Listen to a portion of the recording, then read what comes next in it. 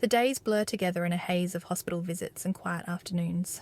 I've always been the kind of person who kept my head high, who never let life knock me down without a fight. But cancer, this brutal, insidious thing, has a way of making you feel like you're drowning, even when you're surrounded by people who love you. It all started months ago when I noticed the fatigue creeping in, the sharp pain in my side that wouldn't go away. The doctor's voice still rings in my ears as if I just heard it. It's stage 2, Emily. We'll start treatment right away. It felt like the world stopped, and everything I'd known seemed to shatter into pieces. Cancer. The word echoed in my mind as I sat there, barely able to comprehend it. Mark, my husband of 8 years, was there with me, as he always had been. He held my hand and told me everything would be okay. He was the rock I leaned on during the sleepless nights, the quiet hours spent in doctors' offices, the long days when I felt like the weight of the world was too much to bear. Chemotherapy started soon after the diagnosis, and while the treatment was necessary, it was grueling. My body weakened, my hair fell out in clumps, and the constant nausea made every meal feel like a distant memory of a life I once had. But through it all, Mark was there. He'd sit with me during the treatments, make my favourite soups, rub my back when the pain became unbearable. I couldn't have asked for a better partner. Or so I thought. A month or so into my treatment, things began to feel off. Mark seemed distant, his presence in the house more of a shadow than the supportive husband I had known. At first, I thought I was just imagining it. Maybe it was the fatigue and the chemicals messing with my emotions. But then it became more obvious. He was gone more often, taking late-night phone calls in another room, and when I asked him about them, he'd shrug it off or change the subject. I chalked it up to stress. His work had been demanding, and my illness certainly wasn't helping things. But then the whispers started. I heard them at first when he thought I was asleep, a conversation he was having on the phone. Soft and intimate, but just loud enough for me to catch the words. The name Sarah popped up frequently. Sarah, my best friend. The one who had been there for me since the very beginning. The one who promised, when I was diagnosed, that she'd always have my back. I told myself I was overreacting. I was sick. Maybe I was hearing things that weren't there. But then it happened again and again, until I couldn't ignore it anymore. I caught a glimpse of Sarah's car parked in front of our house one afternoon, when I'd just come home from a treatment. She wasn't supposed to be here. Mark told me he had to run errands for work, but there she was, sitting with him in our living room, laughing in a way that made my stomach twist. And then, one evening, I overheard them. They didn't think I could hear, but I could. The door was slightly ajar, and the conversation spilled out into the hallway. They were talking about their connection, how they couldn't stop thinking about each other. Sarah was telling him how much she cared about him, about how she had feelings for him that went beyond friendship. My heart stopped. I felt like someone had ripped my chest open and exposed everything inside. Betrayal. It was real. I wanted to scream, to throw something, to demand answers. But instead, I stood there in the hallway frozen, my entire world falling apart in front of me. How could this happen? How could Mark, my husband, the man I trusted with everything, do this to me? And how could Sarah, my best friend, be the one to hurt me like this? I wanted to believe it wasn't true, but the evidence was clear. I tried to ignore it. For a few days, I pretended I hadn't heard anything. Maybe they would stop. Maybe it was just a phase. But the tension in the house grew unbearable. Mark seemed more and more distant, and I felt like I was living in a house that no longer felt like home. The silence between us stretched on, thick and suffocating, and I knew I couldn't go on pretending. So, one evening, I decided to confront them. I had to know the truth. I couldn't keep living with this knot in my stomach, wondering what was going on behind my back.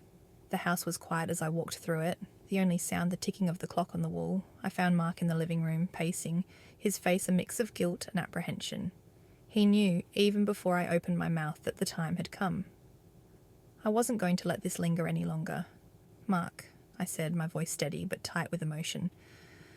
We need to talk. He turned toward me, looking like a deer caught in headlights, his face flushed with shame, and for a moment I thought he might lie. But he didn't. Instead, he dropped his head and whispered, "I'm sorry, Emily." I swallowed, the lump in my throat growing. "Is it true?" I asked, my voice barely above a whisper.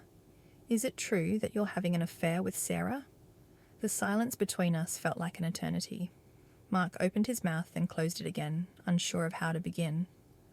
Finally, he nodded. "Yes." It's true. And I am so sorry. The words hit me like a slap across the face. My heart pounded in my chest and my breath became shallow. I couldn't look at him anymore. I turned away, walking toward the door, needing space to breathe. I didn't mean for it to happen, Mark continued, his voice shaky. But Emily, we've been drifting apart. I didn't know how to fix it, and then Sarah, she was there. She listened to me. I never wanted to hurt you. I felt a wave of nausea wash over me, but I forced myself to stay calm. So, this is how it happens? You just fall into someone else's arms when things get hard? I never meant for it to go this far, he pleaded. I love you, Emily, I do. But I was weak, and now I've ruined everything. I didn't know what to say. The pain in my chest was unbearable, but strangely, underneath it all there was something else. Something unexpected.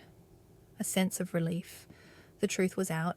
It hurt, yes, but it was better than living in the shadows of lies. And then, from the corner of the room, Sarah stepped into view. She looked like she wanted to apologize, but the words seemed to get caught in her throat. Her eyes were filled with regret, but the damage had already been done. I looked at her, and for the first time in years I didn't see my best friend anymore. I saw someone who had betrayed me in the worst way. Emily, I'm so sorry, Sarah said softly. I never meant for this to happen. I didn't know how to stop it once it started. I wanted to scream at her, to demand answers, to tear into her with everything I had, but instead I just nodded. I can't do this anymore, Sarah. I can't be friends with someone who betrays me like this. Her face crumpled with guilt, but I didn't feel the anger I thought I would. I just felt empty. I needed to move on. I took a deep breath, my hands shaking slightly. You both need to leave now. They didn't argue. Mark gathered his things and Sarah followed him out of the door, leaving me alone in the house that had once been filled with love and laughter. I sat down on the couch feeling numb, my heart aching, but also, strangely, lighter. I had finally faced the truth. The days that followed were hard, really hard. I spent most of my time in chemotherapy treatments, surrounded by strangers who were also fighting their own battles. It was the closest thing to solace I could find. I had a few long talks with my mum and sister. They were my anchors. They didn't ask for details. They just listened, comforted me, and helped me put the pieces of my life back together. I thought I'd feel angry forever, but as time went on, something unexpected happened. I started to heal, not just physically but emotionally. I realised that my worth wasn't tied to Mark or Sarah. I didn't need their validation to be whole. About a month later, Sarah reached out. She texted me an apology, and for a moment I thought about ignoring it, letting the past stay buried. But instead, I took a deep breath and responded, I don't know if we can ever go back to how things were, Sarah. I typed slowly, but maybe, someday, we can rebuild. I need space right now, but I'm open to talking in the future. I set the phone down and looked out the window at the setting sun. The sky was streaked with pink and gold, and for the first time in months I felt peace. Not because everything was perfect, but because I had found the strength to let go. Cancer hadn't defined me, neither had betrayal. I was still,